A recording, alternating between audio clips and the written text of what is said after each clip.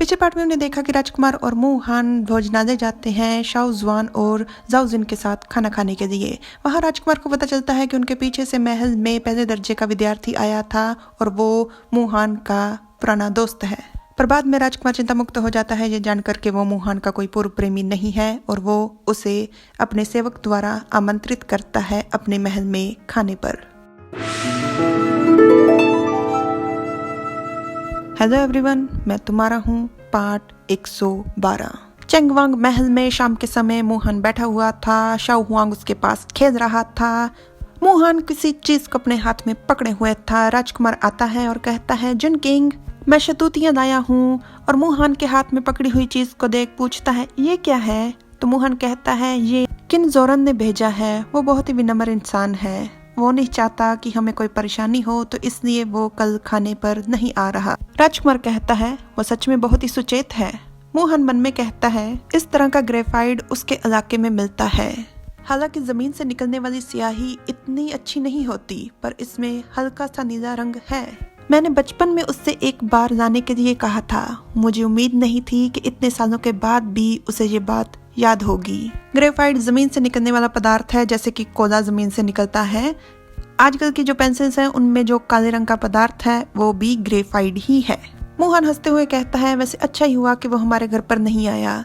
इस समय बहुत ज्यादा हलचल मची हुई है। तीसरे दर्जे पर आने वाले विद्यार्थी पर सबकी नजरें टिकी हुई हैं और हमारे लिए यही अच्छा होगा कि हम इन सब से जितना हो सके उतना दूर रहें। राजकुमार थोड़ा मुंह बनाते हुए कहता है, अब मेरे भाई जियांगनान में हैं तो अच्छा होगा कि मैं सब बातों के फैसले तुम्हारे ऊपर छोड़ दूं। वैसे भी वो मुझसे ज्यादा तुम पर विश्वास करते हैं। मुहान राजकुमार के सर पर हल्के से मारते हुए कहता है, वैसे आपको भागने के लिए कौन कहता है? जब भी कोई अधिकारी आपकी नजरों के सामने आता है, भाई ने तो आपसे बहुत पहले से ही उम्मीद लगानी छोड़ दी है। जैसे ही बाघ के बच्चे को कुछ खाने की महक आती है, वो उछलकर बाहर आ जाता है। शाओ जुआन को अपनी गोद में लेते हुए मुहान कहता है, वैसे ये माँ जाओ का क्या लेना देना है? मुझे ऐसा लगता है कि भाई और वो पुराने दोस्त हैं। शाओ हुआंग उछल उछल कर राजकुमार से खाने के लिए मांग रहा था, जिस कारण राजकुमार उसकी तरफ एक शतूती उछालता है और शाओ हुआंग उसे कैच कर देता है। राजकुमार कहता है, मुझे भी कुछ खास पता नहीं, पर ऐसा याद आता है कि भाई ने एक बार जिक्र किया था कि वो जाओ परिवार का सदस्य है। जब जाओ शिगांशु को दोषी ठहराया गया था और उसे देश निकालने की सजा मिली थी, उसके बाद भी मुझे ऐसा लगता है कि भाई उनके संपर्क में है। शाओ जुआन ने बुक्कड़पने के चक्कर में शतूती खा तो ली, पर उसका स्वाद उसे बिल्कुल रास नहीं आया। उसके आंसू निकल रहे हैं, उसके चेहरे के रंग उतर गए हैं, उसका दिल डूबा जा रहा है। तभी तो उसने अपने दिल पर हाथ रखा हुआ है। अगर भाई का साथ ना होता तो वो कैसे फर्जी माँ नाम के साथ राष्ट्रीय परीक्षा में हिस्सा ले सकता था। शाओ जुआन को फिर भी और शतूती चाहिए, जिससे राजकुमार इशारे से मना करता है।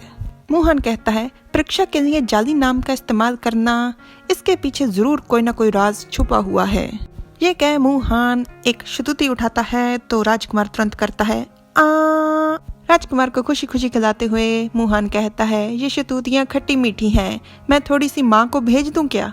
राजकुमार कहता है, ठीक है, और एक सेवक आवाज लगाता है, वहाँ गई। राजकुमार के पूछने पर सेवक बताता है, वहाँ गई। राजकुमार रुई वांग के महल से खबर आई है कि दूसरे राजकुमार वापस आ गए हैं। ये सुन राजकुमार बहुत ही खुश हो जाता है और उठकर तुरंत कहता है, भाई वापस आ गए। Like, subscribe, comment. Thanks for watching.